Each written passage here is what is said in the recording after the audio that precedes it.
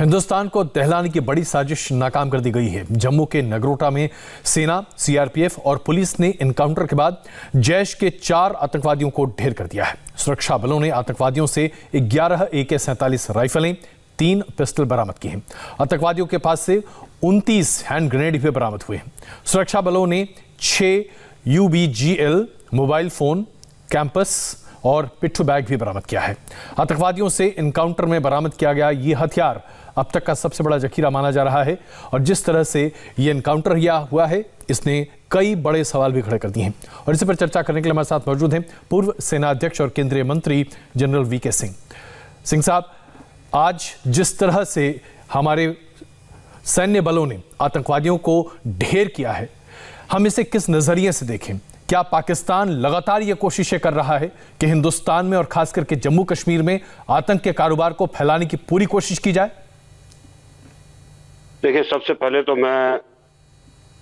मैं हमारे सैन्य बल और पुलिस बलों को बधाई देता हूं कि उन्होंने बहुत मुस्तैदी से, बहुत अच्छे तरीके से ये ऑपरेशन किया, जिसके अंदर 4 आतंकवादी मारे गए, 11 AK-47, 3 पिस्टल, UBGL ग्रेनेड, ये सब बरामद हुए जी।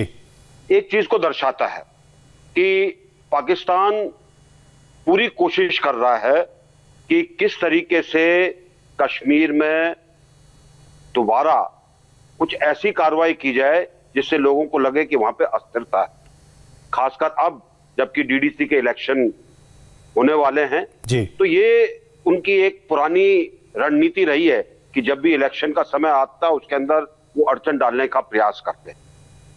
उसको इसी प्रयास के रूप में देखा जाए और ये सब कुछ जो हो रहा है, मुझे पूरा विश्वास है कि हमारे सुरक्षा बल, हमारे पुलिस बल और खासकर JNK पुलिस पूरी तरीके से मुस्तैदी के साथ इसका सामना करेंगे ताकि आम जनता अच्छे तरीके से वोट कर सके और दिखा सके कि 370 जो गया है वो जम्मू और कश्मीर के विकास के लिए आगे के रास्ते पूरे खुल गए हैं। जनरल साहब, जिस तरह से नियंत्रण रेखा के पास और उसके साथ साथ अंतर्राष्ट्रीय सीमा पर पाकिस्तान की तरफ से लगातार फायरिंग हो रही है, जवाबी कार्रवाई में हमने भी पाकिस्तान के कई सैनिकों को मौत के घाट उतारा है। हम ये जो ईंट का जवाब पत्थर से की रणनीति पर चल रहे हैं, इससे पाकिस्तान सबक क्या वाकई में सीख रहा है? क्योंकि अभी तक जो लग रहा है पाकिस्तान अपने इरादों में बहुत पस्त नहीं हो पा रहा। देखिए अजय, ऐसा है, परोक्ष युद्ध आज से नहीं 90 के दशक से चल रहा है जी। और ये परोक्ष युद्ध के अंदर कभी तेजी आती है, कभी कमी आती है, कभी उनके यहाँ कुछ समझदार लोग आते हैं, जब उनके लोग बागों के ऊपर ज्यादा मार पड़ती है तो वो उसको कम कर देते हैं। अभी मुझे ऐसा लगता है कि वहां पर समझदारी की कमी जी, जिसके कारण आप देखेंगे कि नियंत्रण रेखा पर, लाइन ऑफ कंट्रोल के ऊपर बहुत कुछ हरकतें चल रही हैं, चाहे इन्फिल्ट्रेशन की हो, चाहे आतंकवादियों को भेजने की हो, चाहे फायरिंग की हो, चाहे गोलाबारी की हो। और ये सब सिर्फ एक ही चीज दिखाता है कि बहुत खिसियानापन है, बहुत नासमझी है और एक नैरेटिव जो इनका शुरू से 90 के दशक से चल रहा है कि जी हम कश्मीर के लिए इस तरीके से हम कर सकते हैं, तो वो जिसमें कभी वो सफल हुए नहीं है। तो मैं तो ये कहूंगा कि खिसियाने बिल्ली खंबा नोचे, वो उसको नोच रहे हैं। भारत इसका पूरा तरीके से माकूल जवाब दे रहा है और मुझे पूरा विश्वास है कि हम स्थिति पर पूरा कंट्रोल कर रखें। जनरल साहब, आपने देश की सेना का नेतृत्व उस वक्त किया था जब बहुत आवश्यकता थी एक दृढ़ निश्चय नेतृत्व की। ये सवाल मैं उस लिहाज से आपके सामने रख रहा हूं। आज जब हम पाकिस्तान की तरफ देखते हैं तो पाकिस्तान में विघटन बड़े पैमाने पर दिखाई देता है। पाकिस्तान के प्रधानमंत्री को पता नहीं कि पाकिस्तान की फौज क्या कर रही है और उसके साथ साथ पाकिस्तान अधिकृत कश्मीर में गिलगिट बाल्टिस्तान में विद्रोह बड़े पैमाने पर है। एक जनरल के तौर पर क्या आपका यह असेसमेंट है कि आज पाकिस्तान पूरी तरीके से दिशाहीन हो चुका है? देखिए, पाकिस्तान के विषय में और उनकी सेना के बारे में कहा जाता है कि हर देश की सेना होती है, लेकिन पाकिस्तान सेना के पास देश है। उनके प्रधानमंत्री सेना के कारण कुर्सी पर बैठे हैं। जिस दिन सेना उनको कहेगी कुर्सी छोड़ के चले जाओ, तो उनको जाना पड़ेगा। तो ऐसी हालत के अंदर जिस तरीके से ये ब्रिंकमैनशिप की एक कार्रवाई चल रही है उनकी तरफ से जी, वो उनके लिए बहुत नुकसानदेह है। आम आदमी का ध्यान नहीं रखा जा रहा, खाना नहीं है लोगों के पास, महंगाई ज्यादा हो रखी है, इन चीजों पे कोई ध्यान नहीं दे रहा है। कोरोना काल के अंदर जिस प्रकार से भारत ने लोगों की रक्षा की है, लोगों के लिए की भलाई के लिए कार्य किए, ऐसा कुछ पाकिस्तान में नहीं हो रहा। जी। तो मुझे तो वहां पर अंधकार ही अंधकार दिखाई देता है। जनरल साहब, अब जरा अपने देश के भीतर की बात कर लेते हैं। आपने अभी डेवलपमेंट काउंसिल के इलेक्शंस की बात की। ऐसे में गुपकर गैंग, जिसे गृह मंत्री अमित शाह ने भी साफ तौर पर कहा था, चिन्हित भी किया था, क्या इनकी गतिविधियां किसी भी तरीके से आपको देश के हित में दिखाई देती हैं? देखिए, गुपकार गैंग जिन लोगों का नाम दिया है उसमें अलग अलग तरह के लोग, कुछ ऐसे हैं जिनके बारे में बहुत स्पष्ट कहा जा सकता है कि वो देशद्रोही, कुछ ऐसे हैं जो सिर्फ मौके का फायदा उठा रहे जी, जो हमेशा अपने स्वार्थ के लिए कार्य करते हैं।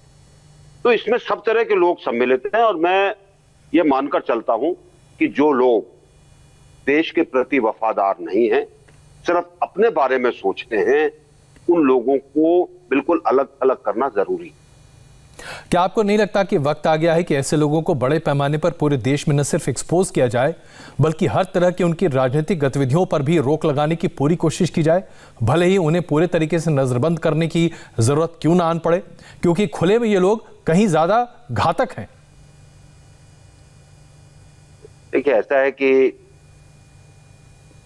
ये अपने आप निष्क्रिय हो चुके हैं, ये दंत विहीन हो चुके हैं, ये अब सिर्फ आवाज कर रहे हैं। और इस चीज का पूरा यकीन है कि कोई भी समझदार व्यक्ति जी, इस चीज को कभी मान के नहीं चलता कि ऐसे लोगों के साथ चलना चाहिए। हाँ, कुछ इनके चमचे जरूर होंगे, कुछ इनके साथ कुछ लोग तो ऐसे हैं जिन्होंने आतंकवादियों का हमेशा से साथ दिया है जी, लेकिन किसी कारण वो ऊपर उठ गए। तो ऐसे लोग आप देखते जाइए, जनता उनको अपने आप नकारा कर देगी। जनरल साहब, हम जानते हैं कि किस तरह से नेशनल कॉन्फ्रेंस और पीडीपी एक दूसरे के साथ आ गए हैं। किसी ने सपने में भी नहीं सोचा था कि महबूबा मुफ्ती के साथ इस तरह से बड़े पैमाने पर नेशनल कॉन्फ्रेंस के वरिष्ठ नेता दिखाई देंगे। वो लोग जो कि एक जमाने में एनडीए के सहयोगी हुआ करते थे, आज वो एक ऐसी पार्टी के साथ खड़े हैं जो कि आतंकवाद का चेहरा पूरे देश भर में जाने जाते हैं। क्या आपको नहीं लगता कि नेशनल कॉन्फ्रेंस के इन तमाम नेताओं को अब सनद आनी चाहिए? दिक्कत यह है कि जब लोग बाग अपना स्वार्थ देखते हैं तो वो इसके अंदर भला बुरा नहीं सोचते। इस समय अगर वो एक दूसरे से मिल रहे हैं तो दोनों पार्टियां अपना अपना स्वार्थ देख रही हैं। एक सोच रहा है कि शायद मैं आगे बढ़ जाऊं, दूसरा सोच रहा है मैं आगे बढ़ जाऊं। और एक चीज आप जम्मू और कश्मीर की बात समझिए जी, ज्यादातर आवाज या आतंकवादियों का साथ या देशद्रोही बात तब चलती है जब लोग बाग बिल्कुल कमजोर हो जाते हैं। ये अभी आवाज इसलिए कर रहे हैं कि इनका जनता पहचान गई है इन सब। कश्मीर का विकास अब शुरू हुआ है 370 के जाने के बाद। जी, आम जनता के लिए काम हो रहा है। जो जितने हमारे अलग अलग समुदाय हैं सबके लिए काम हो रहा है। अब आप देखिए किस तरीके से पीछे इलेक्शंस के अंदर कार्य हुआ, डीडीसी के इलेक्शन में देखिए, इसके बाद किस तरीके से किस रफ्तार से चीजें आगे बढ़ेंगी। जी। जनरल साहब, कांग्रेस की भूमिका पर आपसे एक बड़ा सीधा सवाल पूछना चाहता हूं। गुपकर के साथ उन्होंने कहा कि नहीं है, लेकिन सीट एडजस्टमेंट में साथ हैं। डेवलपमेंट काउंसिल में कांग्रेस एक राष्ट्रीय पार्टी के तौर पर उतरना तो चाहती है, लेकिन बैसाखियों के साथ, और उसके साथ साथ धारा 370 के निष्क्रिय किए जाने के सरकारी कदम का भी कहीं ना कहीं विरोध भी करती है। कांग्रेस पार्टी के इस चाल चरित्र को आप कैसे आंकेंगे? ना चाल है, ना चरित्र है, ना सोच है। आपने तो पूरे तरीके से खारिज ही कर दिया एक तरह से। आपको लगता है कि कांग्रेस खारिज है आज? मैं कह रहा हूं आपको, देखिए आप उनकी सारी गतिविधियां देख लीजिए। जी, बिहार में देखिए क्या हुआ, लोग बाग अब समझने लगे हैं उनको एक इतनी पुरानी पार्टी जब बिल्कुल दिशाहीन हो जाती है तो उससे आप क्या आशा करेंगे, क्या अपेक्षा करेंगे? वो सब चीजें उल्टी सीधी करेंगे और उसके बाद कहेंगे कि जी हम उसके साथ नहीं है, हम उसके साथ नहीं है, हम तो देश के लिए काम कर रहे हैं। अगर देश के लिए काम कर रहे हैं तो देश की सोच के साथ काम करें। जनरल साहब, एक आखिरी सवाल, मैं जानता हूं आपके पास वक्त कम है। क्या आपको लगता है कि वक्त आने पर जिस तरह से आतंकवादी गतिविधियां बढ़ती चली जा रही हैं पाकिस्तान के द्वारा हिंदुस्तान में, खास करके जम्मू कश्मीर में, एक और सबक सिखाया जा सकता है पाकिस्तान को? क्योंकि ऐसा लगता है कि 2 बार सबक सीखने के बाद भी शायद वो समझा नहीं है। देखिए, परोक्ष युद्ध के शिकार हम 90 के दशक से हैं। उसका हमने हमेशा अच्छी तरीके से जवाब दिया है। हमारी इस मामले में रणनीति, मुझे पूरा भरोसा है कि हमारा नेतृत्व आज इतना सशक्त है कि रणनीति जो बनी हुई है उसके हिसाब से कैसे पाकिस्तान का इन चीजों का मुकाबला किया जाए वो चल रहा है। और हमें अपने नेतृत्व पर विश्वास होना चाहिए, खासकर अपने प्रधानमंत्री जी पर, कि वो जिस तरीके से चीजों के साथ डील कर रहे हैं वो देश के हित में होगा। जनरल साहब, आपने अपना बहुमूल्य वक्त हमें दिया, बहुत धन्यवाद इंडिया टीवी से बात करने के लिए। आपने अभी देखा जनरल वीके सिंह स्पष्ट तौर से कह रहे हैं कि पाकिस्तान लगातार इस तरह की हरकतें कर रहा है, लेकिन पाकिस्तान को जिस तरह से भारतीय फौज मुंहतोड़ जवाब दे रही, ये बताती है कि हम किस तरह की तैयारी के साथ हैं और किसी भी तरह से हम डेवलपमेंट काउंसिल के चुनावों को रास्ते से हटने नहीं देंगे। इस खबर पर कुछ और जानकारी के साथ उपस्थित होते हैं एक छोटे से ब्रेक के बाद।